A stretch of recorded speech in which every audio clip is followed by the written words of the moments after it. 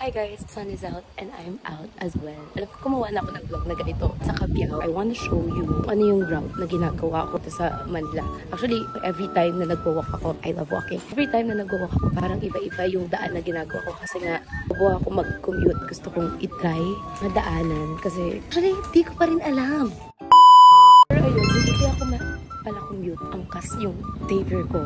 Susunduin ako or ihatid ako ng mama at papa ko, ganyan, kapatid ko.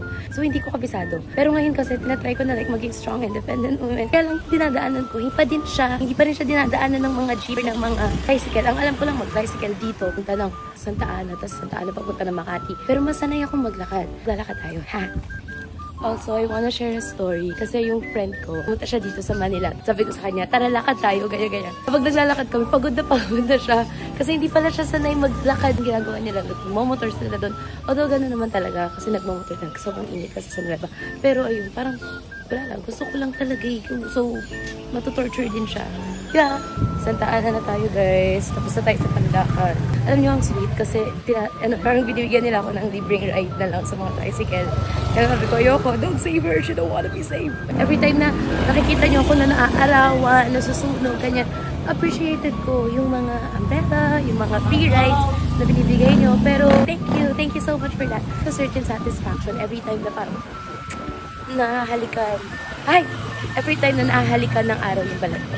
Parang natutuwa ako na nasusunog ako. Now we're here, Santa Ana. If meron pa akong time, guys, kikitain ko yung friend ko kasi feel like she needs me. Ay, charot. Friends naman ako sa area eh. So, kontakin ko siya. Actually, madami akong friends here kasi nag-aral ako sa Mariano. So, sa Santa Ana kasi yun. And then, ayan, nasa Santa Ana na tayo. So, I have a lot of friends here. So, kitain ko yung available. Kasi wala to. Parang gusto ko lang. Ganun lang. See you, bye! Let's go!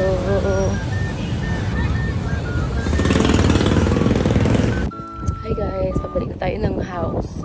Although hindi na ako nakapag-vlog kanina kasi tumatawag yung mga boss ko. Alam niyo naman, like, remote job girly.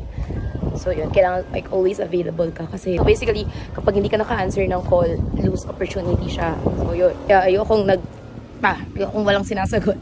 Anyway, I'm going home. Bye! I hope nag-enjoy kayo.